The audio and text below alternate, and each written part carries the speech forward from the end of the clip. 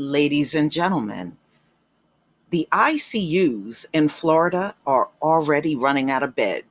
I would like to thank one of my subscribers, JG, for this story. I'm not surprised. I mean, we know that things are really bad down in Florida, and it's just gradually getting worse.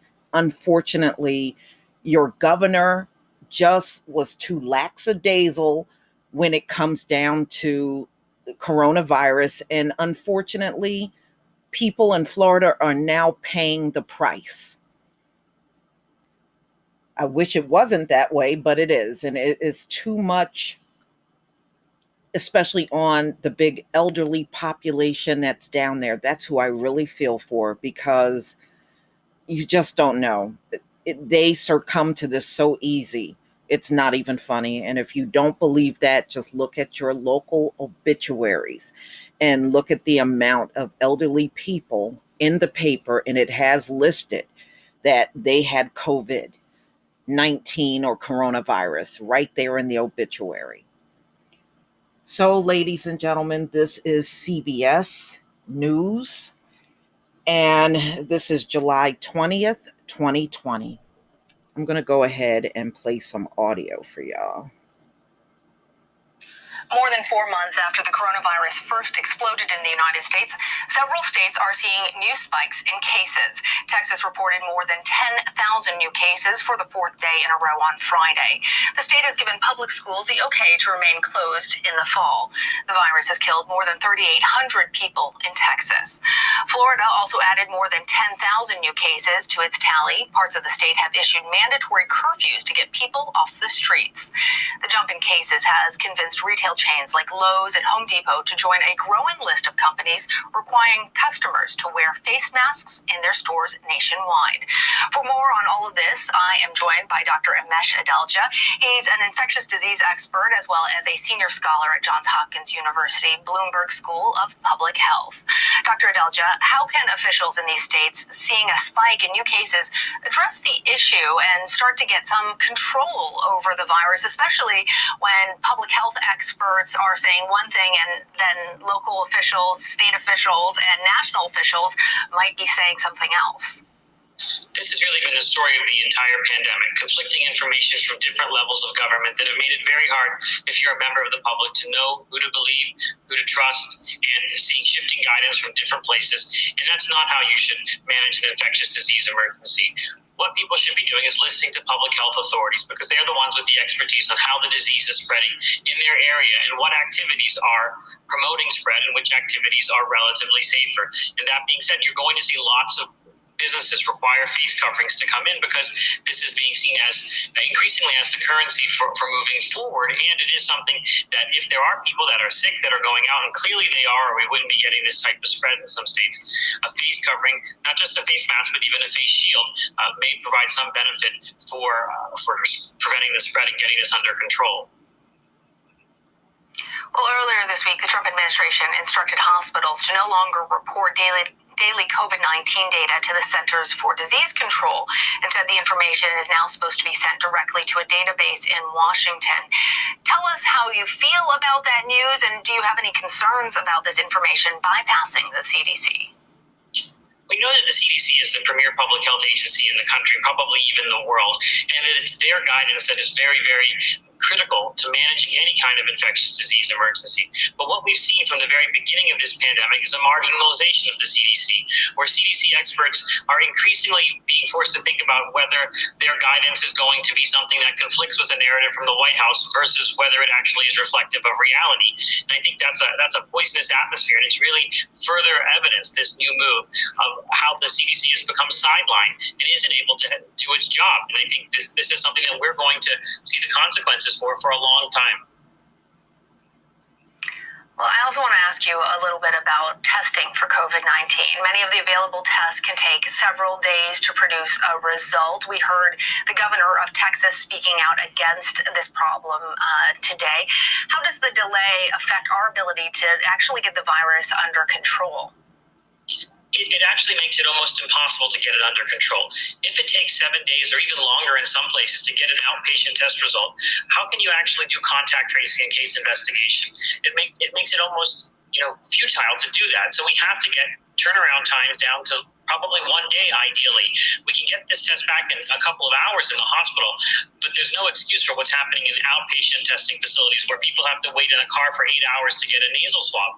It doesn't have to be this way. In those states where this is happening, they had months and months and months to try and figure this out.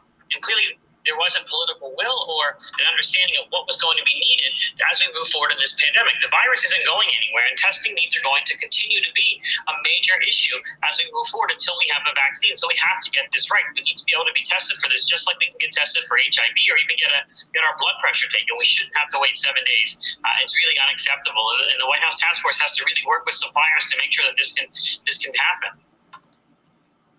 Well, as you're well aware, there's a nationwide debate on whether schools should be reopened in the fall. President Trump is pushing for students and staff to return to class across the country.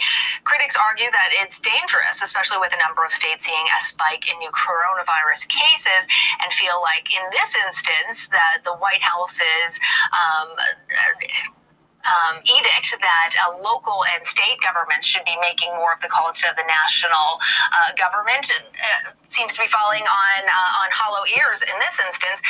As a medical professional, I'd love to have you weigh in. Do you think that schools should reopen for in-person learning? Should this be something that happens only in states that see negative or a downward trend line? Or is the president right that it's just too important to our nation's economy and to our nation's young people to get them back into school? It's absolutely a priority that we get schools open, and we have data that support the role of children not being to accelerate spread, and they tend to be spared from the severe consequences of disease. And we have lessons from other countries, from our daycare centers that have been open in some states like Wyoming, Idaho, and Montana that have opened it. But you can't really think about opening schools in a safe manner if you have an outbreak out of control in your region. And I think this is why it has to be done at a school district by school district level. What's going on in your school? What in terms of the hospitals, the hospital capacity there in your school district? What's the personal protective equipment status? How easy is it to get tests? Because you know that we're going to get cases in schools. We know we're going to get exposures, and we do have vulnerable teacher populations. This can be done, but it needs to be done with the whole context of what the outbreak is doing in your area. And there may be places where it's very hard to do this, and there may be places where it's relatively easy. So I don't think this is going to be a one-size-fits-all type of solution. It's going to be driven by the local dynamics and resources of each school district, and I think that's how it should be.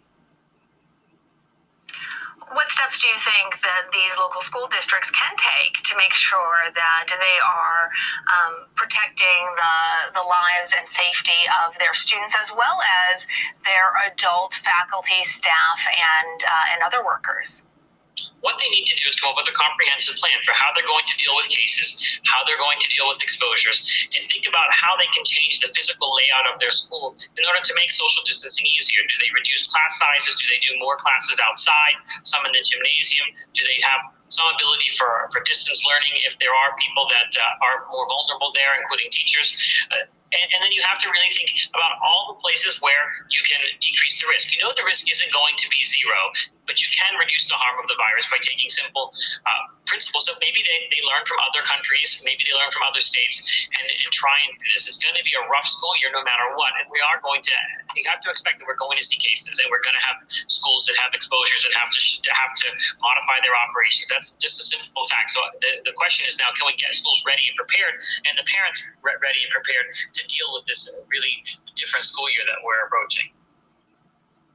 All right, Dr. Amish Adalja, thank you for joining us. Thanks. Okay, y'all.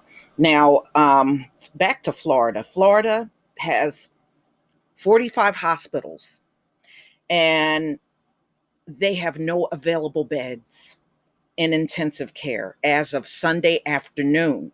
And the state has emerged as the new epicenter of the United States. Now, Trump, just getting on to that about reopening the schools, y'all, you know what he's going by? Children in New Jersey. See, it's relatively low COVID-19 among children in New Jersey because these kids haven't been exposed to each other since March when they closed all schools. But once you put everybody back together in school, that's going to all change rapidly. And they already told our governor, it may have stabilized in New Jersey, but as soon as you start reopening, it's going to jump right back up again with multiple cases all over the place. So that's what Trump is going by. But New Jersey is not the entire United States. That's not exactly the best roadmap to go by. So, ladies and gentlemen, in Florida, 9 of those facilities out of 45 are located in Miami-Dade, which has been exceptionally hit hard by coronavirus. And right behind them is Broward County. Of the 6,252 total ICU beds in the state, 5,035 are filled, meaning only 19% of the ICU beds are free statewide, and that's going to change. Several of Florida's smaller counties, including Nassau, Putnam, have no available ICU beds, while a number of the larger counties, including Seminole and St. Lucie, have under 5% of their beds available. Wow. So for the 5th day, Florida has topped 10,000 cases. On Sunday, they had 12,523 reported cases. And they are nearly 21,000 people hospitalized throughout the state, according to the Florida Department of Health. Miami-Dade is the largest county by population and has 23% of ICU beds available, while neighboring Broward is the second largest county by population, have 11%. And the mayor of Miami Beach just set a curfew at 8 p.m. And, and they're trying to get everything under control. And right now, in the area he's in, the beaches are the worst. It's still a lot of people flocking to the beach, and they're not wearing masks. They're not social distancing. And he's had that problem. So I guess this is his way of trying to get it under control. There have been adherence to mask rules, not nearly enough. At some point, it was resembling a bit of a party, an outdoor party. Well, that's what it is. I mean, those folks don't care. And look, and it's not the residents of Florida. These are people driving in and flying in from other parts of the country.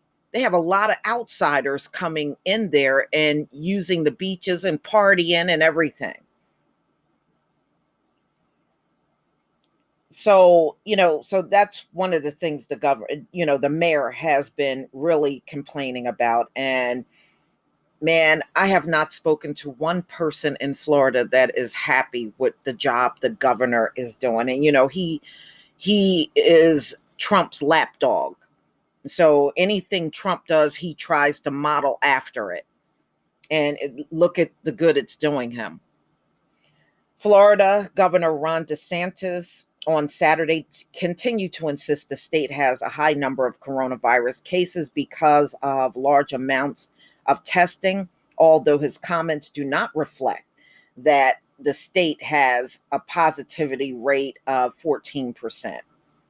So again, when it comes down to your governor, you guys down there in Florida, you better do the right thing for yourself and not follow behind what this governor is telling you to do. If it's not right, don't do it. Please leave your comment and subscribe. Don't forget to hit on the notification bell, and I'll see you on the next video. Peace, family.